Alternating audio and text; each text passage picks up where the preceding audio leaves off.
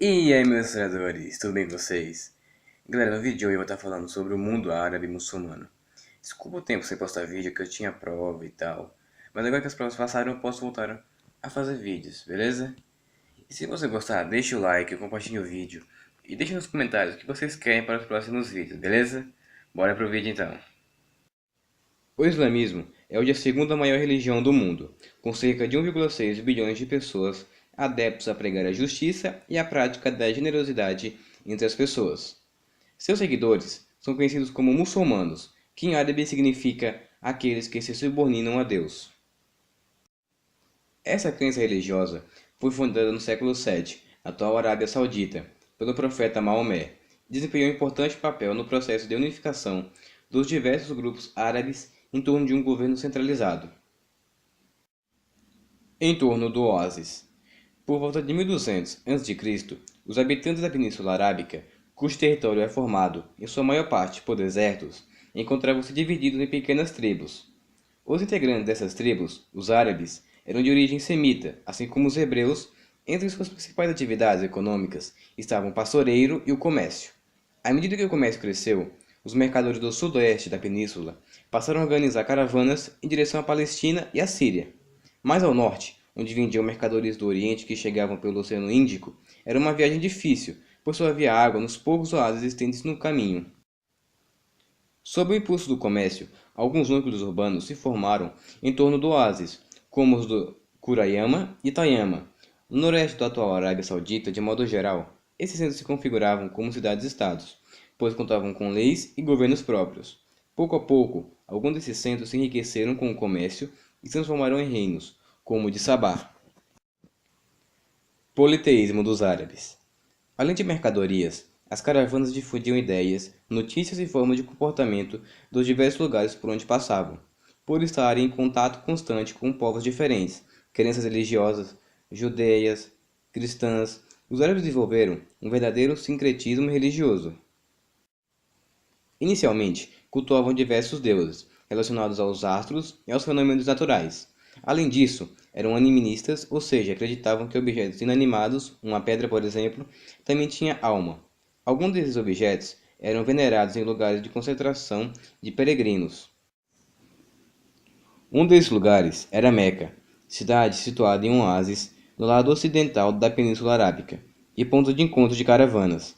Além de seu intenso comércio, Meca contava com um santuário construído em formato de cubo, conhecido como Kaaba. Ali as pessoas reverenciavam 360 deuses e deusas e prestavam homenagens a uma pedra negra considerada sagrada. Surge o islamismo.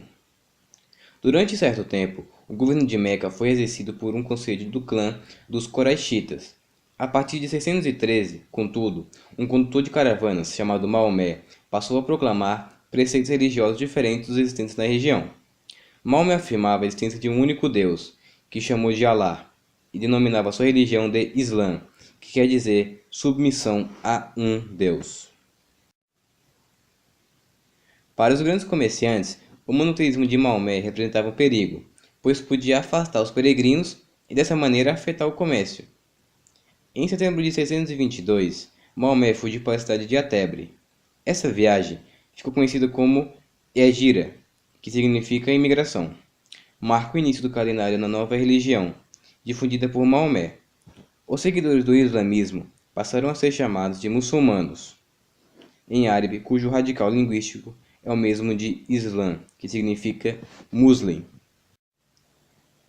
O Islã e Jihad. Em Atebre, que posteriormente passou a se chamar Medina, cidade do profeta, surgiu a primeira comunidade regida por princípios islâmicos, sob a liderança de Maomé. O governo da cidade se tornou teocrático, dizendo-se representante de Alá na terra. O profeta assumiu a função de juiz, líder espiritual, militar e administrativo. Além de proibir cultos politeístas nas cidades, Maomé confiscou os bens das pessoas que não aderiram ao islamismo e organizou saques às tribos vizinhas e às caravanas que cruzavam o deserto. Para justificar os ataques, afirmava que a luta contra os infiéis, pessoas que não seguiam o Islã, era um esforço em favor de Deus, ou seja, uma jihad. Aqueles que morressem em prol da fé muçulmana seriam considerados mártires, como recompensa conquistariam a salvação eterna no paraíso. Essa valorização da morte por meio de jihad provocou um aumento no número de pessoas dispostas a combater em nome de Alá. Os líderes tribais da região, percebendo a força militar conquistada por Maomé, uniram-se a ele, convertendo-se assim ao islamismo. Em janeiro de 630, Maomé, acompanhado de cerca de 10.000 seguidores, invadiu a cidade de Meca e mandou destruir todos os ídolos existentes na Kaaba.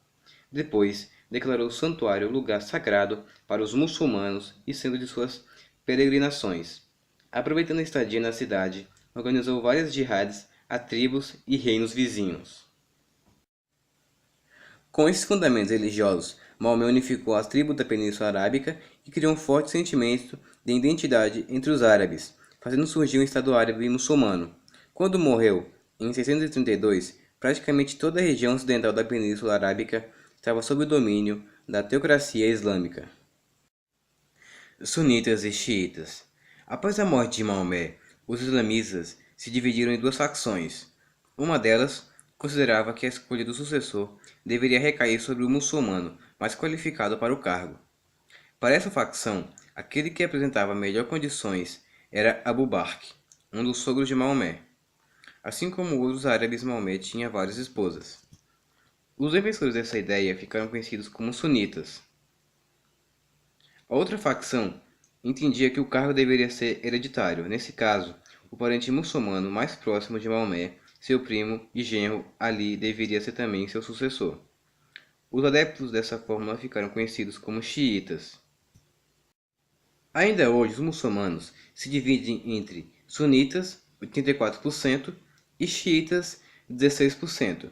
Enquanto os primeiros acreditavam que a autoridade espiritual pertencesse à comunidade islâmica como um todo, os outros afirmam que o líder da comunidade, o imã, é quem deve centralizar o poder.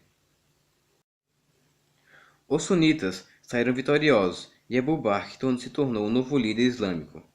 Ele recebeu o título de califa, palavra árabe que significa sucessor. Ao contrário de Maomé, considerado profeta pelos muçulmanos, os califas eram tidos apenas como líderes políticos e religiosos. Quando Abu morreu, em 634, praticamente todas as tribos da Península Arábica já tinham havido se convertido ao islamismo. Seu sucessor deu início à expansão para fora da península, que resultou na formação de um grande império. Saber e cultura no mundo islâmico. Nas bibliotecas públicas de Bagdá, centenas de copistas se dedicavam à tradução para o árabe de tratados de filosofia, ciência, matemática e medicina, escritos em grego, latim, hindu, persa e outras línguas. Para abrigar todo esse material, foi construído um complexo de museus e bibliotecas conhecidos como a Casa da Sabedoria. Nessas condições, Bagdá passou a atrair intelectuais de diversas regiões. Uma das obras literárias mais conhecidas de todos os tempos, As Mil e Uma Noites, foi produzida entre os séculos XIII e XIV. Iniciada em Bagdá, essa reabilitação cultural e científica se propagou por todo o mundo muçulmano. Muitos califas e mercadores ricos passaram a atuar como protetores das artes e das ciências, favorecendo avanços importantes em diversas áreas do conhecimento, como a invenção de novas técnicas agrícolas e de novos métodos para a construção de canais de irrigação.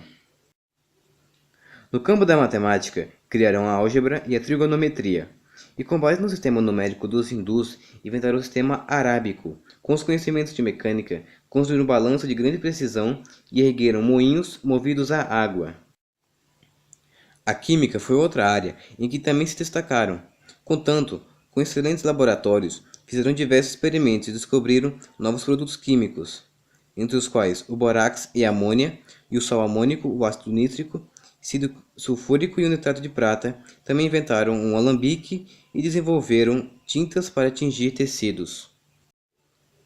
Seus médicos foram pioneiros na elaboração de diagnósticos que levavam em consideração o estado emocional dos pacientes e na percepção de que certas doenças, como o sarampo, são transmitidos por meio de contágio.